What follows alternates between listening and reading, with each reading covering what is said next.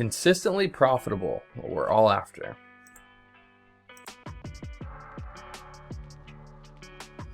So how do we make money? So there are two ways to make money consistently in the markets. One is to have a high win rate. You take small profits consistently, where you make a profit more often than you lose. Very hard to do, but still possible. Here, your average loss can exceed your average gain, but you still make money over time. Two is a low win rate. Here, you lose money more often than you make money. The saying goes, when you lose, lose small, and when you win, win big. This is how the majority of profitable traders make money. This is why developing skills and having a good strategy is so important. So, right off the bat, this seems very, very counterintuitive, right? We've got to lose money more often than we make money. It seems crazy, right? So anybody who is trying to avoid losses is essentially already working towards something that's never going to happen. We have to be in the market to make money. There's nothing guaranteeing that we're going to make money being in the market. So once we wrap our head around that, then we can move forward. But it's important that you really understand that. There's no possible way to ever do this to where you make money every single time, right? Unless you're, the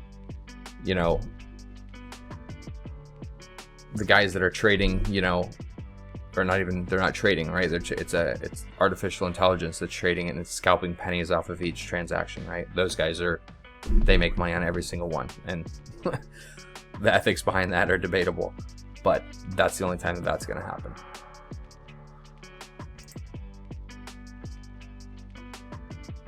So let's take a look at the math. To make money with a high hit rate, we must be right more often than we are wrong. So you would need to be very confident in your strategy and don't have much room for error. Your targets need to be small so that you can replicate them more often. You also need wiggle room to the downside to let the market do its thing. So with this strategy, your trading fees will generally be much higher as well. So for example, I've tested my strategy and have found that I can snag a profit 60% of the time, which also means that I lose money 40% of the time. But we also have found that we lose more money than we make on an average trade. So how does that work? Let's say when we have a winning trade, we make $50, and when the trade doesn't work out, we lose $70. So based on our win rate, we make money 6 out of 10 times, or 60%, and that 6 times 50 is 300. So based on our win rate, we lose money 4 out of 10 times, or 40%, so 4 times 70 is 280. So 300 minus 280 equals a $20 profit. The higher we increase our win rate, the more money we can make. Again, very hard to do, and when you take additional fees into account, even the example above begins to lose money. So just showing you both.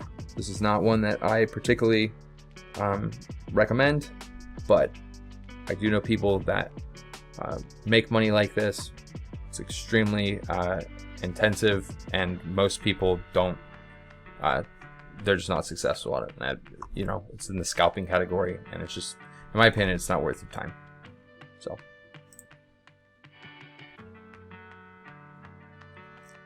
The math continued. To make money with a low win/hit rate, we must make more money than we lose, though we will lose more often. So it seems counterintuitive at first, like I mentioned, but this provides us with the most flexibility. So here we can ride the trends out for the largest profit possible while exiting the trade if it doesn't work out. So for example, I've tested my strategy and have found that I can snag a solid profit 30% of the time, which also means that unfortunately I lose money 70% of the time.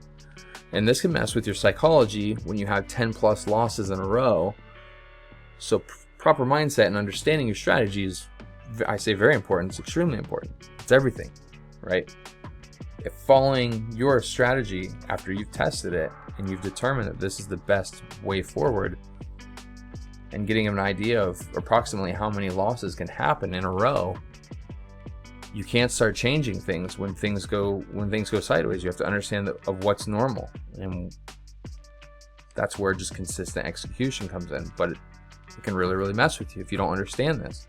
So a lot of time, it took me forever before I found and ran into this concept.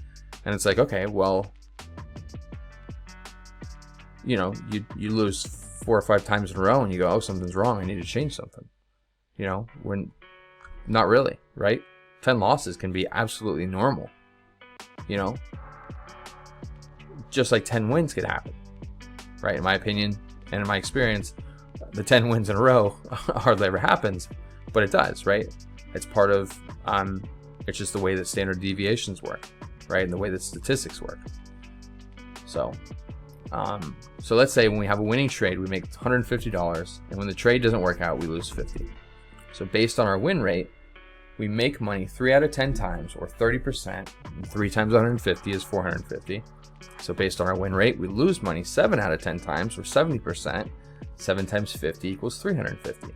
So 450 minus 350 equals $100 profit. Here we can take profit as the trade moves in our way, holding out for a distant target, or even trade in and out of the trend, multiplying gains. This allows us to increase our average win per trade, thus making more money. And ultimately, this just allows, I already mentioned, it allows the most flexibility. And when you're in a situation like this, flexibility is a good thing, right? You still want to develop a framework around that, and that's why we'll create a strategy and all that. But again, rigid things in a market that essentially has no limits or bounds of what can happen tends to lose out. You need to be able to adjust, and having a flexible trade strategy that has this kind of win rate is what allows you to do that.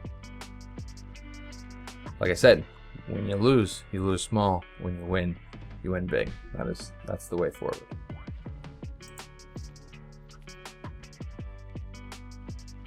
All right, so here's a real example from some of my trading a while back. Trading small but reasonable amounts and consistently making money over time. My win rate was 40% over this period, so you can see based on my average win/loss, I was able to crank out a consistent profit. So this just gives you a quick insight into, this is part of my, I consider forward testing and data tracking to be, and your live data tracking to be in kind of the same category. So this is just a few different things that I tracked for this one. Very simple spreadsheet, simple, math equations to come up with this stuff. Anybody can do. But anyways, tracking this data is extremely important to go, okay, what is exactly happening over time? If you can't guess this stuff, I mean, you have to document this. And there's a lot of, we'll talk about different services and stuff that provide this. But for me, this was something that was easy that I could track on my own.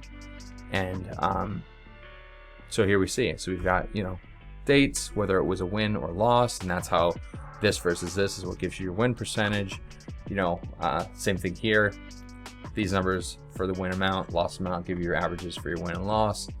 And then your win to loss ratio, the 1.84 is also calculated within this as well. So, and then I'm a visual guy, so I love charts. So that's allowed me to see, where profit equity curve is trending up and where we're trending down. So higher highs, higher lows. This is the way forward. And then this is really cool too. The scatter plot here really gave me a good idea of seeing where the opportunity lies, right? Here, obviously the losses are more clustered around this smaller area between the 0 and 100. But in my opinion, you can increase your profit by two ways. You can either increase the amount of your return on a winning trade, or you can just reduce your losses. Either of those are going to end up essentially leaving you more money in your account at the end of the day. So looking at ways to optimize your strategy and with something like this, in my opinion, does help.